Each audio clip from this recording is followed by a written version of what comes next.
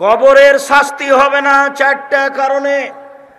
এক, সূরা মুলক রাতে পড়লে কবরের শাস্তি হবে না। দুই, জুমার দিন মারা গেলে কবরের শাস্তি হবে না। তিন, পেট ব্যথায় মারা গেলে কবরের শাস্তি হবে না। চার, শহীদ হয়ে গেলে কবরের শাস্তি হবে না। এক নাম্বারটা সহজ, বাকিগুলো কঠিন। এক নাম্বার কি আছে ভুলে গেলাম। সূরা মুলক 30 আয়াত, ঘুমানোর সময় রাতে পড়তে হবে, একবারে আত্মার সাথে শক্তিশালী করে। আজ থেকে পড়বই ইনশাআল্লাহ, পড়বই ইনশাআল্লাহ। শক্ত করে বলতে পারেন না?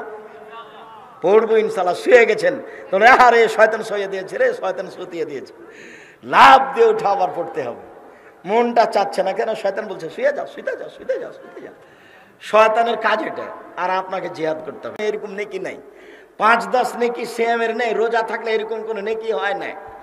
আল্লাহ নবী বলছেন, শোনো, কেউ যদি জানা যায় মাটি দেওয়া পর্যন্ত থাকে তো 2 কেরাত নেকি হবে। 2 কেরাত, 1 কেরাত সমান হলো উহুদ পাহাড়ের সমান। আর উহুদ পাহাড় হলো 4 কিলোমিটার প্রশস্ত, 8 কিলোমিটার লম্বা। নিচে যে কত আছে তা মানুষ জানে না। আমি জানাজায় গেলাম, মাটি দেওয়া পর্যন্ত থাকলাম, তো আমি 2 কেরাত নেকি পেয়ে গেলাম, তাহলে একটা পরিমাণ পেলাম। কিন্তু রোজা থাকলে কি পরিমাণ পাবো? জিনান, রোজা থাকলে এরকম কোনো নেকি নাই। রোজা হলো এই, ও তুমি সেম থেকেছ, তাহলে আমি তো আর কাউকে বিনিময় দিতে বলবো না। আমি বলবো যে এই নাও, মানে জান্নাত, এই নাও জান্নাত দিলাম। হাদিসে কুদসি, বুখারী মুসলিমের হাদিস, রাসূল সাল্লাল্লাহু আলাইহি সাল্লাম বলেন, আল্লাহ তাআলা বলেছেন, আদাতু লিআবাদি সালেহিনা, পৃথিবীর পুরুষ নারী যারা ভালো পুরুষ নারী, তারা শুনে রেখো, আমি মানুষের থাকা খাওয়ার জন্য জান্নাত তৈরি করেছি। এত উন্নত মানের তৈরি করেছি, এত দামি মহিলা সেখানে রেখেছি।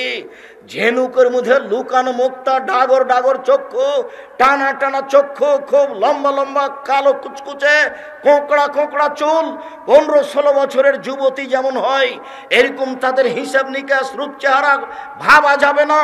যতবার দেখা যাবে ততবার তার রূপ পরিবর্তন হয়েছে, চেহারা পরিবর্তন হয়েছে এরকম মনে হবে।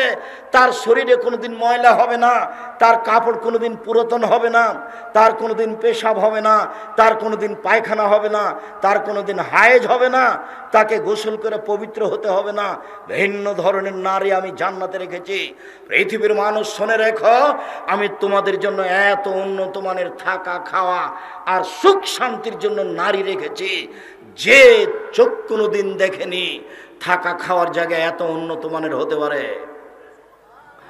আমার স্বামী এত জনন, কান কোনোদিন শোনেনি। চক্ষু দেখেছে আগ্রার তাজমহল, চক্ষু দেখেছে আপনার কলিকাতার হাওড়ার ব্রিজ, চক্ষু দেখেছে ইরাকের ব্যাবিলনের ঘন্টা, চক্ষু দেখছে ফ্যাক্স মেশিন, মোবাইল, অনেক কিছু দেখছে। এরপরেও জান্নাত এর চেয়ে ভিন্ন, যেটা চোখ কোনোদিন দেখেনি। কান শুনেছে দত্তরাজের কাহিনী, 7 সমুদ্র 13 নদী পারে আছে। এরপরেও জান্নাত এমন কিছু যেটা মানুষের কান কোনোদিন শোনেনি। ওমা খাতারা বেকালবে বাসার, মানুষের অন্তর কোনোদিন ভাবতে পারেনি জান্নাত থাকা খাওয়ার জায়গা এত উন্নত মানের হতে পারে। মানুষ যদি রোজা থাকে, আমি আল্লাহ তাকে দিয়ে দিব। মানুষ যদি সিয়াম থাকে, আমি তাকে এইটা দিব।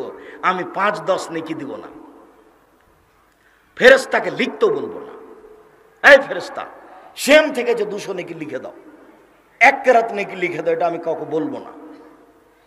আমি কোনো 5-10 নেকি দিব না, আমি বলবো এই নাও। সম্মানিত দিনী ভাই বোন, নফল সিয়াম অল্প সময়, আমাকে দেখতে পান আর না পান, আমার দিনী বোনেরা আমাকে দেখতে পান আর না পান, আমার দিকে এক খেলে চেয়ে থাকবেন।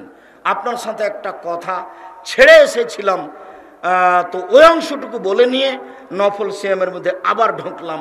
আপনার সাথে একটা কথা আমি বলতে গিয়ে ছেড়ে রেখে এসেছিলাম, সেটা হলো এই যে 2 শ্রেণীর মানুষ জাহান্নামে যাবে, আমি তাদের দেখিনি। তার 1 শ্রেণীর মানুষ হচ্ছে যাদের হাতে থাকবে লাঠি, গাভীর লেজের মতো তারা মানুষকে মারবে, এরা জাহান্নামে যাবে।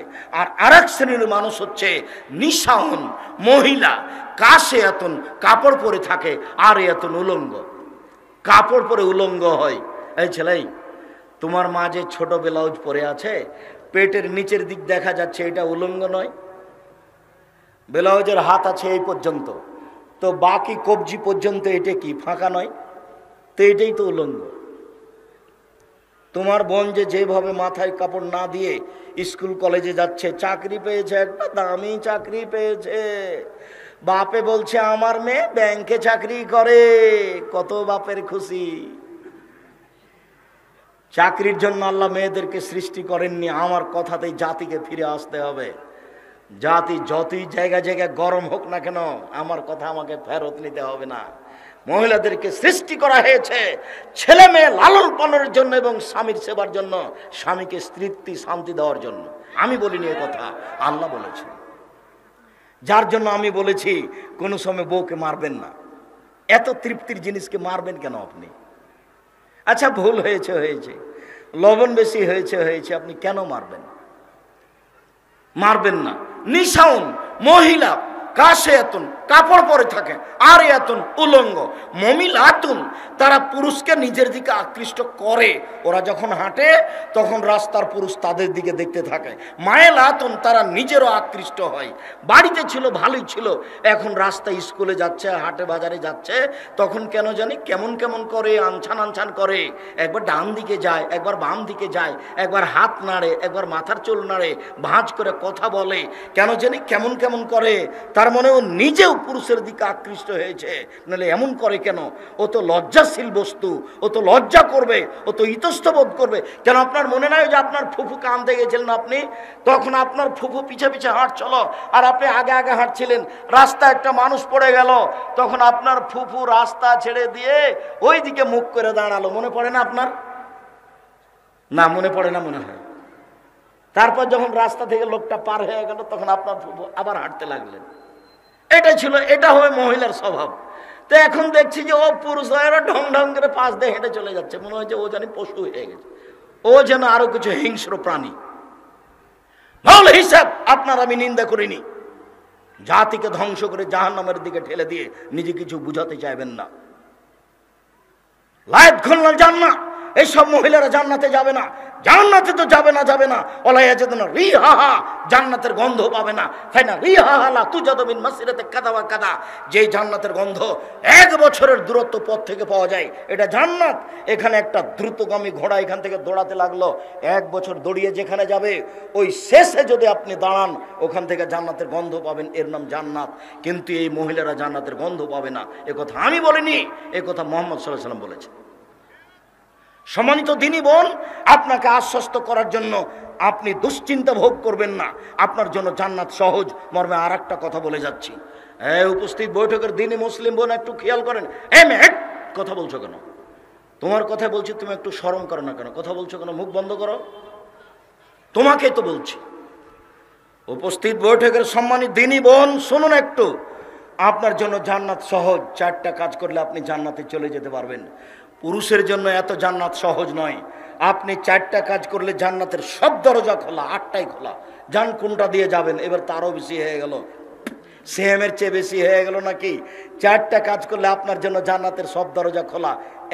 1 সলাত খামসা, 5 ওয়াক্ত সলাত, 5 ওয়াক্ত নামাজ পড়বেন। 2 সমাজ সাহারা, রমজান মাসে সিয়াম রোজা থাকবেন।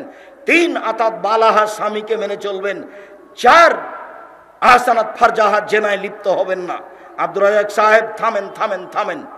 প্রথম 2টা করি, 5 ওয়াক্ত সলাত আদায় করি, রমজান মাসে সিয়ামও থাকি, কিন্তু স্বামীকে মেনে চলতে পারি না, তার মুখ খারাপ, এই জন্য আমাকে মারে। এই জন্য আমি আপনার কাছের ভাই হিসেবে বলছি, দিনী ভাই হিসেবে বলছি, ঠিক আছে মেনে নিলাম আপনার স্বামী আপনাকে মারে, এ কথাই ঠিক।